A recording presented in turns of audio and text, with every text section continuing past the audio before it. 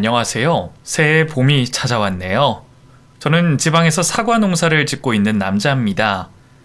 지금 60대인데 나이가 이렇게 되니 뭔가 기분이 이상해요. 제가 어렸을 때는 동네에 60세가 되신 어르신은 정말 연세가 많다고 느꼈거든요. 그런데 제가 막상 그 나이가 되니 아직 청춘이라고나 할까요? 동네에 어르신들이 많아서 저는 아직도 청년이라는 소리를 듣고 있어요. 그 어르신들 눈에는 제가 한창인 것처럼 보이시겠지만 저도 태어나서 60년은 그리 짧지 않은 세월이라 갖은 풍파를 다 겪었어요. 이제는 담담하게 꺼낼 수 있는 이야기라 한번 해보려고요. 재미없더라도 우리 구독자님들 애정으로 들어주세요. 그럼 시작하겠습니다. 저는 이남 중에 마지로 태어났고 저희 아버지는 경찰이셨습니다. 그 당시 경찰이면 동네에서 위상이 대단했죠. 할아버지도 공직에서 일을 하셔서 아버지도 그쪽으로 업을 삼게 되신 것 같고 경찰 공무원 시험에 합격해 경찰이 되신 걸로 알고 있어요. 저도 전직이 경찰이라 하나 있는 딸이 저를 정말 자랑스러워 했는데 저는 그런 기억이 많지가 않아요. 불행하게도 제가 어렸을 때 강도가 휘두른 칼에 찔려서 돌아가셨거든요.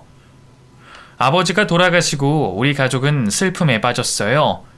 어머니도 동생도 할머니 할아버지도 슬픔을 가눌 길이 없었어요. 아들을 잃은 할머니는 슬픔을 원망으로 쏟아내셨고 그 화살은 저희 어머니께로 고스란히 향했어요. 모두 너 때문이다. 네가 우리 집안에 들어와서 내 아들이 죽은 거야. 다 너 때문이야. 아이, 이 사람 왜 이러나? 이게 왜 며느리 때문이야? 얘도 지금 얼마나 힘들겠어? 지가 힘들면 얼마나 힘들다고. 자식 잃은 나보다 더 힘들까? 불쌍한 내 새끼 얼마나 아팠을꼬. 얼마나 원통하게 저 세상에 갔을꼬. 너도 따라가거라. 네 남편 따라가거라. 따라가란 말이다. 아이고. 할머니는 엄마 옷을 쥐어뜯으며 대놓고 죽으라고 하셨어요. 엄마는 종이 인형처럼 힘없이 흔들리며 눈물만 흘리셨고요. 어린 저와 동생은 그 곁에서 아무 말도 못하고 울고 있었는데 저는 이해가 되지 않았어요.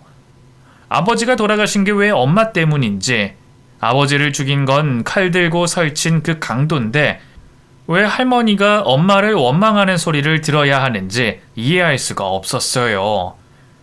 할머니 댁과 가까이 살았던 우리는 결국 이사를 하게 됐어요. 할머니가 저와 동생을 두고 엄마를 나가라고 했지만 엄마는 절대로 우리를 포기할 수 없다고 하셨고 자식을 뺏길까봐 야반도주하듯 이사를 하게 됐죠. 이사를 한 이후 가장이 된 엄마는 살기 위해 억척스러워지셔야 했어요. 먹고 살기 위해 시장에서 장사를 하셨는데 처음엔 상인들 텃세에 지어 많이 힘들어 하셨죠. 시간이 갈수록 고왔던 엄마의 손은 거칠게 변했고 말투, 눈빛도 점점 변하셨어요. 한 번은 학교를 마치고 엄마를 보러 시장에 간 적이 있었는데 엄마가 어떤 아줌마랑 머리채를 잡고 싸우는 걸 보게 됐어요. 야 이년아, 어디서 남의 손을 가로채? 가로채긴 누가 가로채? 네 손님 내 손님이 어딨어? 팔면 장땡이지. 인연이 곧 죽어도 잘못했다는 말 안 하지? 오늘 찰 걸렸다. 계속 알짱알짱거려서 거슬렸는데 너 죽고 나 죽자. 오늘 결판을 내자고. 누가 가만히 당해준대? 자꾸 이딴 식으로 걸고 넘어지면 나도 가만히 못 있지. 한번 해봐. 해보라고. 이게 입만 살아가지고. 엄마의 머리를 잡은 아줌마가 세차게 엄마를 밀었어요. 바닥에 뒹구는 모습에 깜짝 놀라 엄마한테 가려고 했지만 곧장 일어난 엄마는 그 아줌마에게 바로 달려들었어요. 그러곤 그 아줌마를 휘어잡아 패대기를 쳤죠. 아줌마가 힘이 엄청 셌어요. 하지만 엄마도 지지 않더군요. 당하기만 하는 건 아니라 다행이었지만 엄마의 의외의 모습에 저는 충격을 받고 말았어요. 늘 다정하고 웃어주시던 꽃다운 우리 엄마였는데 제가 알고 있던 엄마의 모습은 사라지고 없었죠. 엄마는 이후로도 살기 위해 전쟁터 같은 시장 바닥에서 장사를 계속하셨어요. 엄마의 그런 희생으로 저와 동생은 몸 편히 공부를 할 수 있었고요. 저는 엄마를 위해 또 아버지를 위해 경찰이 되고 싶었습니다. 자랑스런 아버지의 뒤를 이어 대한민국의 경찰이 되겠다고 했고 어머니도 그런 저를 응원해 주셨어요. 경찰이라서 아버지가 돌아가셨지만 엄마는 그런 아버지를 자랑스럽게 생각하고 계셨던 거예요.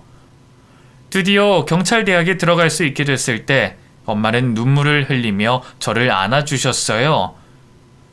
그동안 공부한다고 고생 많았다. 엄마가 지원도 많이 못 해줬는데 얼마나 힘들었어. 혼자 이렇게 대학까지 철썩 붙고. 너는 네 아버지 아들 맞다. 네 아버지 아들이야. 엄마 덕분에 몸 편히 공부했잖아요. 엄마, 고맙습니다. 이제 대학 가면 집 떠나서 공부해야 할 텐데 괜찮겠어? 그럼요. 이제 다 컸는데요. 자주 올게요. 엄마 밥 먹고 싶어서 견딜 수 있을지 모르겠어요. 엄마가 한 게 뭐가 맛있다고. 밑반찬들 자주 보내줄게. 네, 엄마. 엄마는 제가 든든하다시며 웃으며 눈물을 흘리셨어요. 얼마나 기쁘시면 눈물까지 흘리실까. 단순히 기뻐서 흘리는 눈물이 아님을 알기에 더욱 열심히 준비해서 꼭 경찰이 되겠노라 결심했죠. 대학은 집에서 2시간 거리에 있는 도시에 있었어요. 그래서 기숙사 생활을 하게 됐는데 그 기숙사에서 제 운명의 친구를 만나게 됩니다. 같이 방을 쓰게 된 친구는 저처럼 어릴 때 아버지가 돌아가시고 홀어머니와 단둘이 살았다고 했어요. 어머니가 경찰이 됐으면 좋겠다고 해서 경찰대에 왔는데 저와 관심사도 비슷하고 성향도 비슷해 참 잘 맞았죠. 우리 둘은 금세 친해졌고 누구보다 늠름한 경찰이 되기 위해 학교 수업도 열심히 듣고 체력 훈련도 최선을 다했어요. 보통의 대학과는 다르게 남자가 많아서 그 속에 서열이나 체계는 자유롭지 않았지만 그 모든 것들이 과정이라 여기고 순간순간에 최선을 다했어요. 그렇게 1학년이 지나 2학년이 됐을 때 같이 지내던 친구가 학교를 그만두게 됩니다. 왜? 왜 그만두는 거야? 엄마가 몸이 안 좋으셔서 돌볼 사람이 없어서 아깝지만 그만둬야 할 것 같아. 나중에 다시 돌아올 거지? 올 수 있으면 그래야지. 너는 끝까지 공부 마치고 훌륭한 경찰 되라. 그래, 너도 포기하지 마. 집에 내려가면 연락하고 계속 연락하면서 지내자. 몸 건강해. 안타까운 사정으로 친구가 학교를 그만두게 됐어요. 어머니가 위독하셔서 곁을 지켜야 한다고 하니 말릴 수도 없었고요. 같이 방을 쓰면서 우리는 정말 많이 가까워졌거든요. 형제가 없이 외동이라는 친구를 위해 의형제도 맺을 만큼 가까웠는데 그런 친구의 어머니가 몸이 안 좋으셔서 저도 걱정이 많이 됐어요. 우리는 그 후로 종종 연락을 주고받았고 저는 대학 생활을 꾸준히 이어나갔어요. 그리고 결국 졸업 후 경찰이 됐죠. 학교를 졸업하고 처음으로 한 게 당연히 엄마를 보러 가는 일이었어요. 집에서 떨어져 지내는 동안 얼굴을 뵐 때마다 체력이 떨어지시는 것 같아 마음이 정말 안 좋았는데 얼른 엄마를 모시고 살고 싶은 마음뿐이었죠. 그동안 동생도 얼마나 컸는지 고등학교를 졸업하고 대학생이 된 동생이 너무 기특했죠. 그렇게 가족들과 재회를 하고 저는 의형제를 맺었던 친구를 보러 갔어요. 전화통화만 주고받아서 어떻게 변했을지 정말 궁금했는데 막상 친구를 만나고는 마음이 너무 아팠어요. 너 얼굴이 왜 이렇게 상했어? 그래? 엄마 간호한다고 병원비 때문에 일도 해야 하고 피곤해서 그런가 봐. 도와주실 친척분은 안 계셔? 어쩌다 보니 도와주실 분들이 없어. 그랬구나. 자식, 야, 그래도 이렇게 버티는 거 보니까 역시 내 의형제답다. 힘들어도 참아봐. 좋은 날이 올 거야. 그래야지. 어머니는 어디가 안 좋으신 거야? 신부전증이라고 신장이 다 망가지셨대. 병원에서는 이식 수술밖에는 답이 없다는데 어떻게 엄마랑 맞는 신장이 잘 없네. 오래 버티지는 못하실 것 같은데 걱정이다. 신장? 콩팥 말이야? 응, 그게 아무거나 이식할 순 없고 맞는 사람이 있다더라. 그래? 몇 년째 이식을 위해 기증자를 기다리고 있지만 좀째 어머니와 맞는 이가 없다는 친구는 걱정 때문에 표정이 좋지 않았어요. 힘들어하는 친구에게 뭔가를 해주고 싶었던 저는 혹시나 하는 마음에 제 신장이 어머니와 맞는지 검사를 해보겠다고 했어요. 선뜻 장기를 기증하겠다고 하니 친구가 많이 놀랐죠. 왜 아니겠어요. 아무리 기증자가 급하다곤 해도 가까운 사이에 말을 꺼내는 것조차 신경이 쓰였을 텐데요. 저희 엄마가 아시면 많이 놀라시겠지만 저는 친구를 도와주고 싶었어요. 다른 것도 아니고 친구 어머니의 목숨이 달린 일이었으니까요. 미안함에 망설이는 친구의 손을 잡고 병원으로 향했어요. 그리고 제 신장과 어머니의 신장이 일치한지 검사를 했는데 정말 생각지도 않게 아주 잘 맞는다는 결과를 듣게 된 거죠. 정말 괜찮겠어? 아무리 그래도 장기를 떼주는 건데. 괜찮아, 부담 갖지 마. 신장은 하나만 있어도 기능을 한다며. 네 어머니 일인데 내가 이 정도는 해줄 수 있지. 정우야, 정말 고맙다. 네가 이렇게 나서주니까 내가 몸둘 바를 모르겠어. 울긴 왜 울어. 지금은 다른 생각하지 말고 어머니 회복하시는 것만 생각하자. 응? 그래, 알겠어. 친구는 제 손을 잡고 몇 번이나 고맙다며 인사를 했어요. 그동안 마음고생한 친구 얼굴을 보며 얼마나 마음이 아프던지. 그래도 제가 해줄 수 있는 게 있어서 참 뿌듯하고 그랬어요. 이식 수술은 성공적으로 진행이 됐고 저도 건강하게 몸을 회복했어요. 사실 제 어머니께는 이 일을 말씀드리지 않았어요. 분명 많이 놀라실 게 뻔했고 또 장기 기증을 허락하지 않으실 게 뻔했거든요. 혹시나 장기를 떼다가 눈을 못 뜨게 되면 어쩌나 살짝 겁은 났지만 뭐 걱정하는 일은 일어나지 않았고 어머니 모르시게 수술도 잘 끝낼 수 있었어요. 이후 친구의 어머니는 빠르게 회복을 하셨어요. 장기 기능에 문제가 있어 병원 신세를 지고 계셨기에 정상적으로 작동하는 장기 덕분에 전에 없이 건강을 회복하셨죠. 친구 어머님은 병원을 퇴원하시고 몇 번이나 저에게 연락이 오셔서 고맙다고 인사를 하셨어요. 그리고 저에게 귀인이라고 하시며 아들을 대하듯 저도 따뜻하게 대해주셨고요. 무엇보다 어머니가 건강을 회복하셔서 그게 저는 좋았어요. 친구를 괴롭히던 문제도 해결이 됐고 다시 웃는 친구 얼굴을 볼 수 있는 것, 그거면 저는 충분했습니다. 경찰이 된 이후 현장에서 참 많이 굴렀어요. 사건 사고라는 게 끊이지 않는다는 건 알고 있었지만 이 정도로 일이 많을 줄은 전혀 몰랐죠. 사소하게는 민원부터 시작해서 강도, 사기, 이런 사건도 있었고 심하게는 강간과 살인 같은 사람에게 해서는 안 되는 일들도 벌어졌고요. 그 모든 사건들을 바로 곁에서 지켜보며 인생에 대한 생각을 다시 하게 된 것 같아요. 그저 밥 먹고 잠자고 돈 벌고 결혼하고 그런 것들이 전부가 아니라 의식을 가지고 옳은 인생을 살기 위해 노력하며 시간을 보내는 것이 정말 중요하다는 생각도 했고요.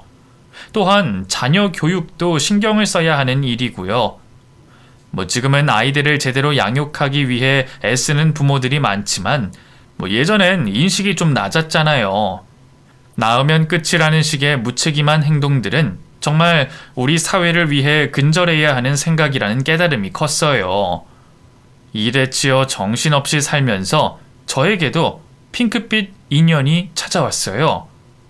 경찰 동기의 애인의 친구였는데 모임 자리에서 만났다가 제가 첫눈에 반해버린 여자가 있었어요. 당시엔 사귀는 사람이 있다는 소리에 실망하고 단념했다가 다시 만났을 땐 솔로라는 말에 이때가 기회다 싶어 마음을 전했죠. 쑥스러움을 참고 마지막이란 생각으로 질러버린 고백을 그 여자가 받아줬어요. 그날 드디어 저는 짝사랑하던 여자와 연애를 시작하게 됐고 1년이 조금 넘었을 때 아이가 생겨버렸어요. 그래서 결혼을 하게 됐죠. 아이가 생긴 걸 알았을 때 걱정보다는 환희가 먼저였어요. 어른들이 아시면 많이 놀라실 거라는 걸 알았지만 나의 분신과도 같은 아이가 생겼다는 게 더 기쁨으로 다가왔죠. 저는 바로 여자친구의 부모님을 찾아뵙고 결혼을 하고 싶다고 말씀드렸어요. 아이가 생겼다는 것도 알렸는데 그것 때문에 장인어른이 엄청 화가 나셨죠. 거짓말 조금 못해서 장인어른께 맞아서 죽을 뻔했다니까요. 실제로 때리신 건 아니고 그 정도로 화가 많이 나셨어요. 저희 집에는 어머니께 말씀드렸더니 엄청 좋아하셨어요. 아이가 생겼으니 결혼은 하면 되고 아이도 잘 키워서 낳으면 된다고 하시면서요. 그렇게 양가의 상반된 분위기 속에서 우리는 결혼식을 올리게 됐어요. 그리고 몇 개월 지나 출산을 했는데 출산 당일날 아내에게 머리를 얼마나 뜯겼는지 통증이 있을 때마다 제 머리를 잡고 안아주는데 그때 머리털 엄청 빠졌을 거예요. 그래서 지금 정수리가 휑한지도 모르겠고요. 각고의 고통 속에 눈에 넣어도 안 아플 제 딸이 태어났어요. 자연분만을 하다가 도저히 안 돼서 수술을 하게 됐는데 막 태어나 새빨간 피부에 눈도 제대로 못 뜨는 아기가 제 눈에 얼마나 이쁘던지 딸과 첫 대면을 했던 그날을 아직도 잊을 수가 없어요. 첫 아이를 딸로 낳았을 때 저희 어머니가 조금 실망하셨어요. 원래 저희 아버지가 장남이라고 했잖아요. 저도 왕래를 자주 하진 않았지만 장손이라 할머니 할아버지가 특히 더 예뻐해 주셨거든요. 동생보다 항상 저를 우선해 주시고 그랬는데 어머니는 그런 기억 때문인지 아들은 하나 더 낳아야 한다는 말씀을 하셨어요. 하필 그 말씀을 병원에 오셨을 때 하셨고 아내도 같이 들었죠. 아내는 어느 순간부터 표정이 변하기 시작하더니 급기야 어머니가 돌아가신 뒤에 저를 잡아먹을 듯이 혼내더라고요. 당신 어머니 나한테 너무 막말하시는 거 아니야?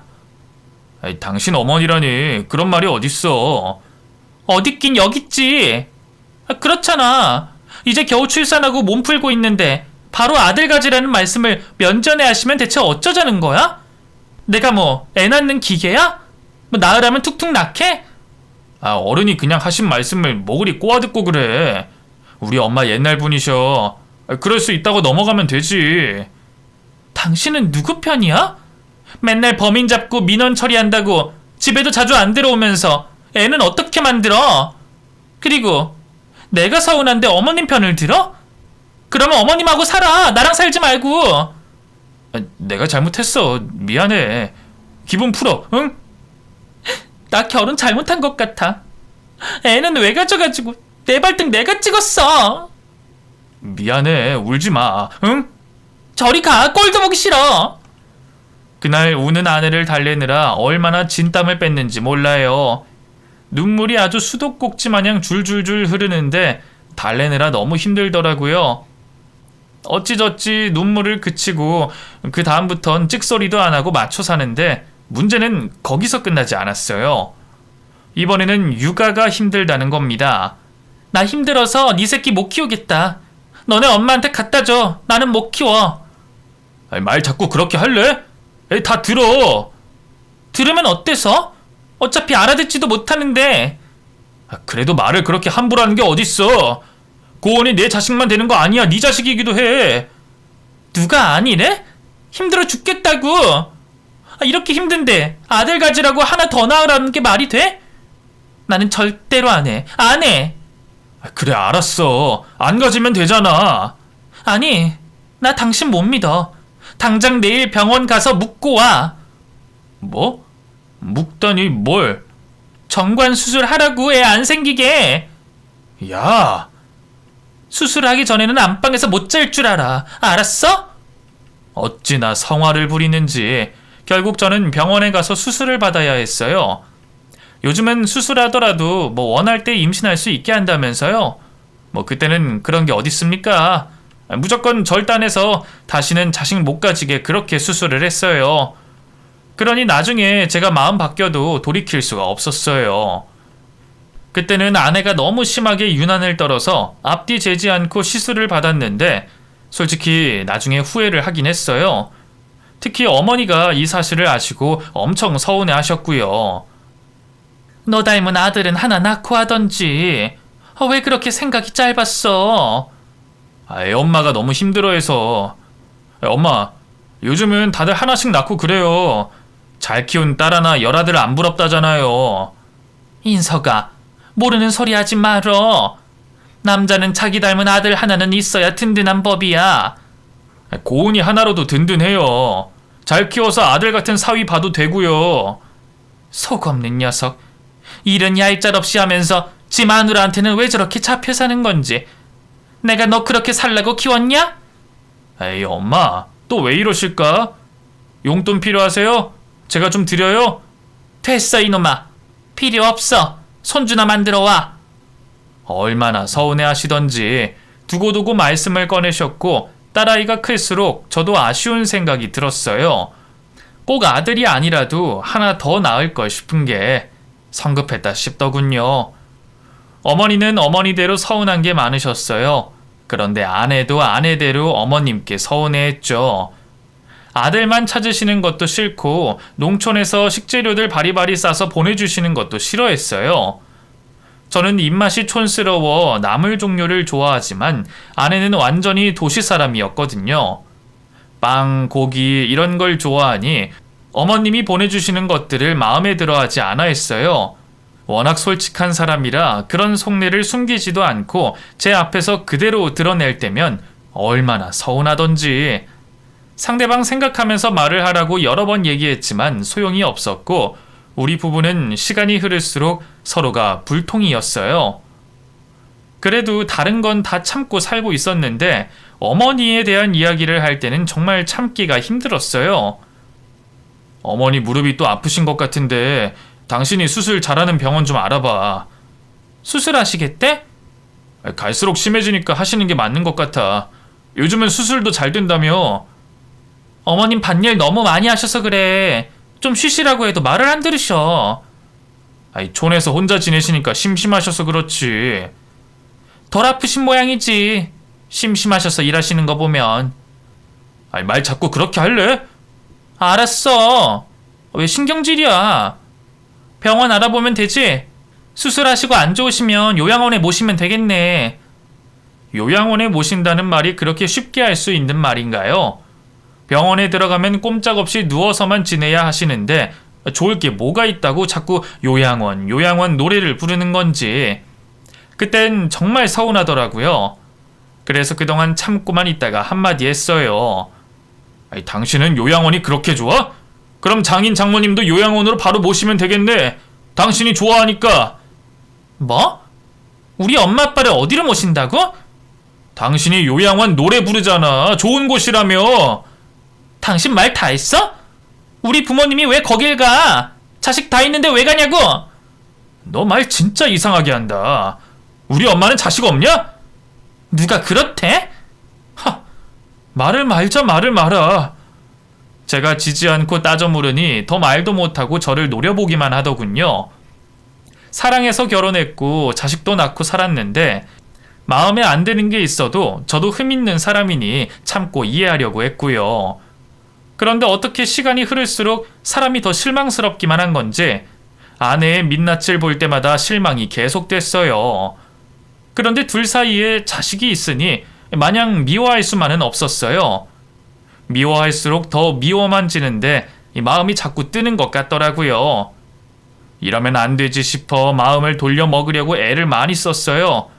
미우나 고우나 내 마누란데 내가 보듬고 살아야지 싶어서요. 그렇게 참고 산 지 10수년이 흘러 딸은 고등학생이 됐어요. 자식이 둘도 아니고 셋도 아니고 달랑 하나잖아요. 저에게도 너무나 귀한 딸이지만 아내는 특히 유별났어요. 유치원도 돈 많이 드는 영어 유치원을 보내고 국민학교도 사립학교로 찾아서 보냈어요. 또 학원은 얼마나 다니는지 일주일에 7, 8개는 기본으로 다니고 주말에도 수영이니 스케이트니 애를 데리고 다니며 그렇게 사교육을 시키더군요.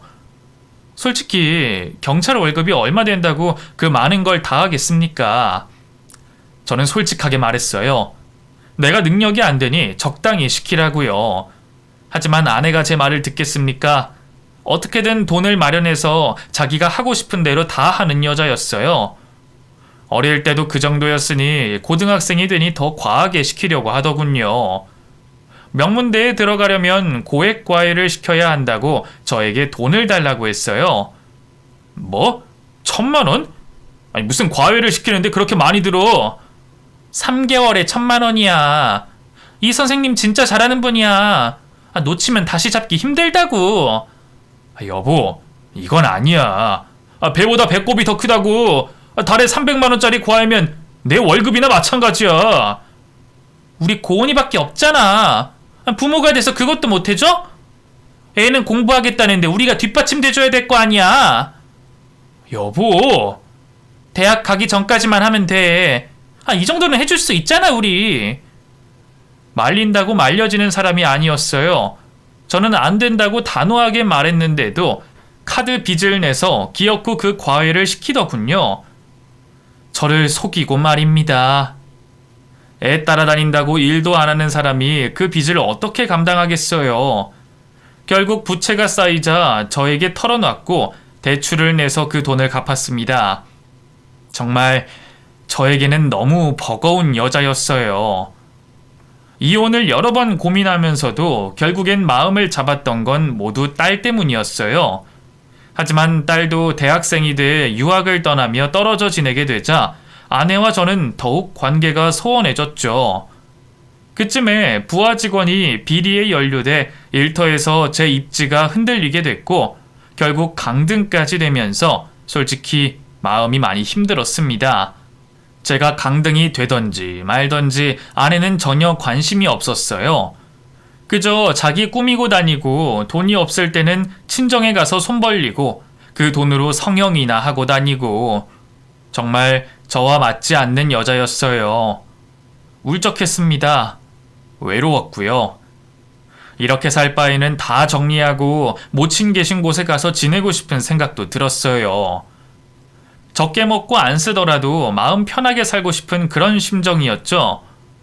어느 동화의 시골쥐처럼요. 더 이상 제 직업에 대해 자부심도 느껴지지 않고 버겁기만 할 그쯤에 경찰서로 신고가 한 건 접수됐어요. 강등이 되는 바람에 제가 출동을 하게 됐고 현장에 도착하니 웬 여자가 쓰러져 있는 겁니다. 쓰러진 여자를 다른 여자가 올라타 머리를 쥐어뜯고 있었어요. 왜 이러십니까? 일어나 보세요. 그만하시고요. 이거 놔요. 이거 놔. 신고 접수됐으니까 그만하시고 떨어지세요. 잡아가려면 2년 잡아가요. 꽃뱀 같은 년 잡아가라고요. 올라탄 여자가 힘이 어찌나 센지 겨우 떨어뜨리고 쓰러진 여자를 봤더니 이게 누굽니까? 제 와이프였어요. 아니 고은 엄마 정신 차려봐. 왜 이러고 있어? 이 여자 아는 여자예요? 제 와이프입니다. 대체 무슨 일입니까? 아무리 화가 나도 사람을 이렇게 해놓으면 어쩝니까? 김순경 119 구급대 불러. 네. 어허라, 우리 경찰 양반이 2년 남편 되시는구나. 잘 됐네요. 2년 내 남편이랑 바람난 거 알고 있어요? 바람이요? 무슨 말도 안 되는 소리를. 사람 모함하면 얼마나 죄가 중한지 아세요? 모함이라니, 수사해봐요. 2년이 내 남편이랑 바람나서 돈 다 뺏어갔는데. 경찰서에 가서 얘기하세요. 흥분해서 저에게 따지고 드는 여자와 옥신각신하고 있는데 아내가 정신을 차렸어요. 여자 둘이서 서로 주먹질을 하다가 얼굴에 맞고는 기절을 한 것 같았고 살펴보니 괜찮은 것 같아서 다 같이 경찰서로 이동을 했어요. 아내와 그 여자는 서로 삿대질하며 물어 죽일 듯이 싸웠고 경찰서 안은 금세 시장통처럼 시끄러워졌죠. 네 년이 바람 폈잖아. 내 남편이 잡으니까 좋았니? 그래서 계속 만났어? 웃기고 있네. 누가 바람 폈다는 거야? 네가 봤어? 네가 봤냐고? 그래, 봤다 어쩔래? 내가 다 봤는데 어디서 발뺌이야? 잔말 말고 내 남편한테 뜯어낸 돈이나 내놔. 그거 네 돈 아니야. 우리 친정 돈이지. 나한테 맡긴 거라도 있어? 누구한테 돈 내놓으래? 이게 진짜! 자꾸 싸워서 떼놓으면 또 붙어서 싸우고 떼어놓으면 또 붙고 웬만한 사람들은 경찰서에 들어오면 긴장이라도 하는데 이 여자들은 그런 것도 없었어요. 오늘 끝장을 보겠다는 듯이 난리를 치더군요. 아무래도 가만히 볼 수가 없어서 소리를 질러 겨우 진정시켰어요. 둘이 멀찍이 따로 떨어지게 앉혀놓고 사건 경위를 살피려는데 누군가가 경찰서 문을 열고 들어오더군요. 돌아보는 저와 들어오는 사람은 서로 정면으로 마주쳤고 저는 누군지 알아보고 크게 놀랐어요. 그 사람은 오래전 제가 의형제를 맺었던 바로 그 친구였거든요. 신장이식 수술 이후 가깝게 지내던 우리는 서로 결혼을 하면서 멀어졌어요. 더군다나 사업을 시작한 친구가 해외로 다니면서 우리는 더욱 얼굴 보기가 힘들었는데 몇 년 전에 제가 있는 도시에 일이 있어 왔다가 다시 인연이 되어 만나게 됐죠. 지방에 살던 친구라서 업무차 오는 날에는 저랑 술을 진탕 마시고 저희 집에서 잠을 자고 가곤 했어요. 그래서 아내와도 안면이 있었고요. 형준아, 네가 여긴 웬일이야? 그게... 야, 왜 이렇게 늦었어? 이 사람 아세요? 네, 인연이랑 바람 피운 내 남편이요. 남편이라니... 형준아, 이게 대체 무슨 소리야? 믿을 수가 없었어요. 내 아내가 내 형제 같은 친구와 그렇고 그런 사이라니. 그냥 의심도 아니고 친구 아내까지 나타난 상황에 빼도 박도 못할 사실이었어요. 친구의 아내라는 여자는 처음 보는 여자였어요. 알고 보니 친구가 재혼을 했더군요. 저는 전혀 몰랐고 그래서 현장에서도 알아보지 못했어요. 재혼한 사실도 저에게 알리지 않았지만 내 아내와 자는 사이라는 것도 저에게 비밀이었죠. 정황상 어떻게 된 일인지는 알겠지만 쉽게 이해가 되지 않았어요. 이 엄청난 일을 제 머리가 받아들여지지 못하고 있었죠. 저는 조심히 아내를 쳐다봤습니다. 아내가 저에게 어떻게 말을 할지 궁금했어요. 제가 알던 아내는 분명 생사람 잡지 말라며 소리를 고래고래 지르고도 남을 사람이었는데 제 눈을 피해 고개를 숙이고만 있었죠. 결혼하고 난생 처음 보는 모습이었습니다. 도저히 이 자리에 있을 수가 없었어요. 집안 망신도 이런 망신이 없었어요. 동료들은 난감해하며 우리를 보고 있었고 저는 사실 확인을 위해 자리를 옮겼어요. 내가 믿고 평생 같이 가야 할 두 사람이 나를 감쪽같이 속이고 해서는 안 되는 관계를 가졌다는 게 모두 사실인지 그 둘의 입에서 나오는 말을 들어야 했죠. 당신이 먼저 말해. 진짜 둘이 불륜이야? 너 나 몰래 내 친구랑 잤어? 미안해. 어쩌다가 보니 그렇게 됐어. 야, 그럼 네가 말해봐. 내 와이프랑 왜 잤냐? 미안하다. 왜 잤냐고? 둘이 그런 짓 할 때 내 생각은 안 났어? 처음엔 술 때문에 그렇게 됐어. 단둘이 술을 마셨다고? 왜? 너네 둘이 왜 만났는데? 그게... 친구가 술에 취해 저희 집에 왔을 때 아내는 유별나게 기분이 좋아 보였어요. 공무원 따위나 하는 저와 달리 그 친구는 사업을 해서 하고 다니는 차림이 저와 다르긴 했거든요. 고급져 보이는 수트 차림에 머리는 반질반질 손질해 다니고 수제 구두에 왼손에는 비싼 시계를 차고 다녔어요. 주차장에 세워진 차도 수입 브랜드, 평생 제가 타본 적도 없는 그런 차였고요. 오랜만에 보는 친구의 성공한 모습에 저도 기뻤어요. 내 일처럼 기분 좋고 멋지게 해낸 친구가 장해 보였고요. 그런데 어느 순간부터 그런 친구가 신경이 쓰였던 건 아내의 눈빛을 보고 난 후부터였어요.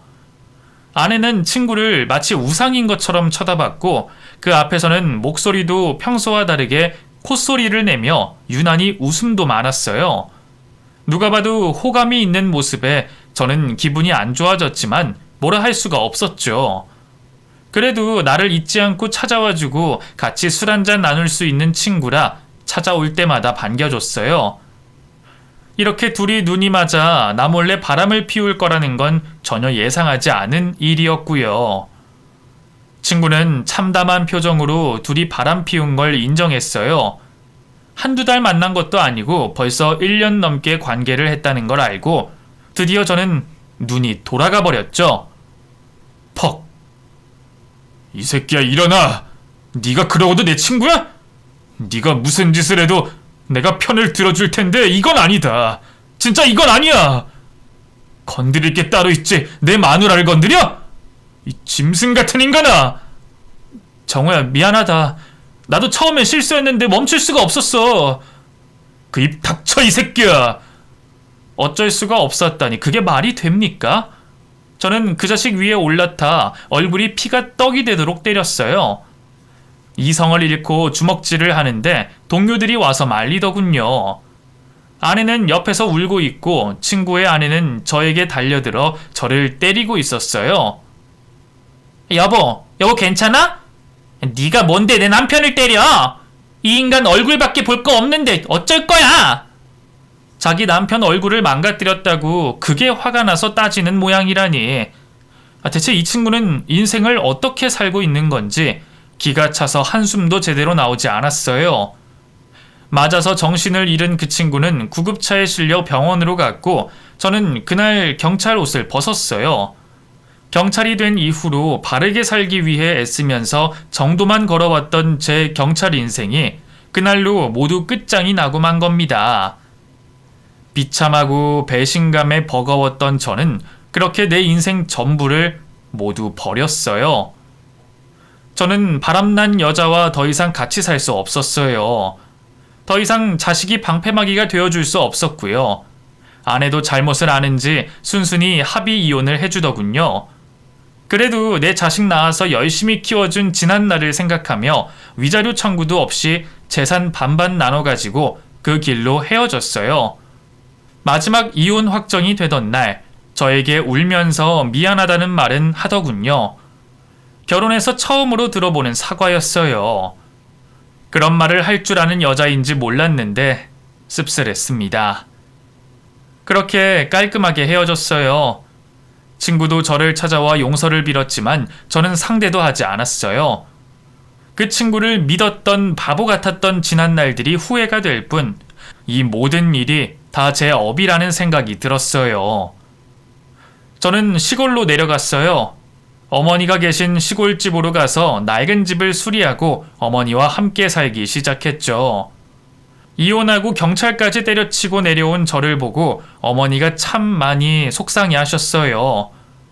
자꾸 부부싸움하는 것 같아서 자식 집에 발걸음도 끊으셨는데 결국 이혼했다고 하니 그동안 참아준 걸 억울해 하시더라고요. 너 이혼당하라고 이 애미가 참고 산 줄 아냐? 죄송해요. 그렇게 됐어요, 엄마. 차라리 잘됐다.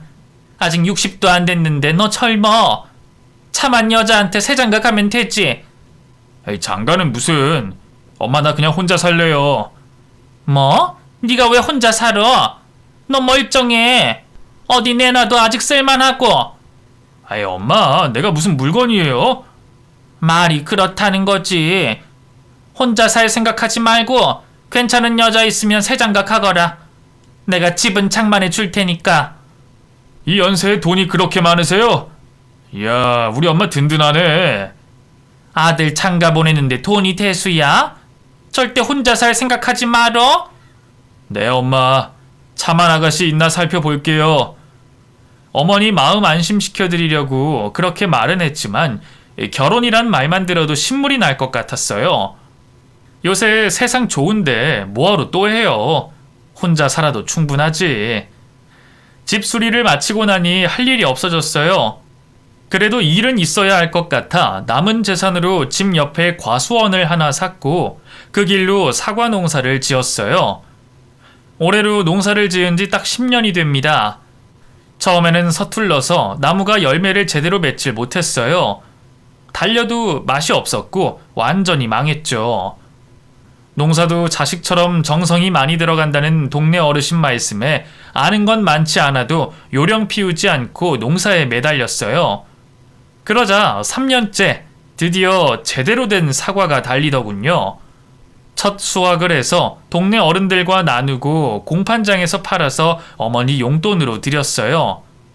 돈 봉투를 드렸더니 겨우 이것밖에 안 되냐며 돈이 적다고 하시더니 주머니에 쏙 챙겨넣고 웃으시더군요. 연세가 들어 머리가 희끗하신데도 소녀 같은 모습이 있어서 우리 엄마가 얼마나 귀여우신지 모르겠어요. 작년에 사과 수확 때문에 정신없이 일을 하고 있을 때 누군가 저를 찾아왔어요. 전혀 예상하지 못한 인물이었는데 전부인과 바람을 피웠던 그 친구더군요. 정우야, 오랜만이다. 누가 반긴다고 여길 찾아와? 돌아가, 너 보고 싶지 않아. 아이, 정우야, 날 용서해줘. 내가 정말 잘못했어. 너한테 그딴 소리 듣고 싶지도 않아. 나한테 미안하면 죽을 때까지 나타나지 마. 그게 나 돕는 거다. 그 인간 얼굴을 보자마자 속에 묻어뒀던 분노가 다시 치밀어 올랐어요. 죽이고 싶은 마음까지 들 정도로 여전히 제 마음을 힘들게 하는 기억이었죠. 그 인간은 눈물을 흘리며 용서를 구하더니 흙바닥에 무릎을 꿇고 머리를 박더니 저에게 빌더군요. 정우야, 나 지금 우리 엄마 묻고 오는 길이야. 너 덕분에 지금까지 잘 살다가 가셨어. 엄마가 숨 거두기 전까지 네 이름 부르더라. 생명의 은인이라고, 귀인이라고 말이야. 네가 콩팥까지 마다 않고 우리 엄마한테 줬는데 나는 너한테 은혜는커녕 배신을 했어. 정말 죽어 마땅한 인간이야, 나는. 나 같은 건 세상에 살아갈 이유가 없어. 뭐 하는 짓이야? 일어나! 말리지 마. 나 같은 건 없어져야 해. 쿵쿵쿵쿵. 저는 그 인간에게 여기서 이러지 말고 가라고 소리 질렀지만 그 친구는 계속 땅에 머리를 찌으며 저에게 사죄를 했어요. 네가 내 목숨을 원한다면, 그렇게 해서라도 네 마음이 편해진다면 그렇게 할게. 내가 그렇게 할게. 이 이기적인 인간아, 이거 다 쇼잖아. 네 마음 편하려고 이러는 거잖아. 가란 말이야. 끝까지 민폐만 주는 인간. 내가 너랑 인연을 맺었다는 게 한탄스럽다. 한탄스러워. 미안해. 잘못했어, 친구야. 친구도 저도 눈물을 흘렸어요. 저는 원망의 눈물을, 친구는 후회의 눈물을요. 이렇게 찾아와서 이런들 없던 일이 되는 것도 아닌데 왜 다시 기억을 끄집어내서 사람을 힘들게 하는 건지 정말 이기적인 모습에 원망만 됐어요. 그러니 눈물이 계속 흘렀죠. 그렇게 한참 울다가 저는 입을 열었어요. 그래, 용서해줄게. 다 용서해줄게. 그러니까 다시는 나타나지 마. 내 앞에 나타나지 마. 알겠어? 고맙다. 정말 고맙다, 정우야. 평생 너한테 속지 않은 마음으로 살게. 정말 미안하다. 꺼지라고! 친구는 비틀거리며 돌아서 갔고 그 뒷모습은 초라하기 그지없었어요. 그 모습이 그 친구의 마지막 모습이었어요. 그날 이후로 무거웠던 마음이 많이 가벼워졌죠. 드디어 응어리가 풀리기 시작했는지 시간이 흐르는 대로 그 일을 과거에 묻을 수가 있게 됐어요. 그리고 지금은 사과 농장에 여전히 미쳐서 지내고 있죠. 추운 겨울이 가고 봄이 오고 있어요. 올해는 사과 농사가 얼마나 풍년일지 기대가 됩니다. 첫 수확한 사과 중에 예쁘고 맛있는 사과를 골라 올해도 딸에게 보내줄 거예요. 아빠가 딸을 그리워하고 사랑하고 있다는 걸 꼭 알기를 바라면서요. 제 딸은 저처럼 실패하지 않고 행복하게 그렇게 살아가길 매일매일 빌면서 오늘도 저는 사과밭에 하루 종일 있습니다. 제 이야기는 여기까지예요. 긴 이야기 잘 들어주셔서 고맙습니다.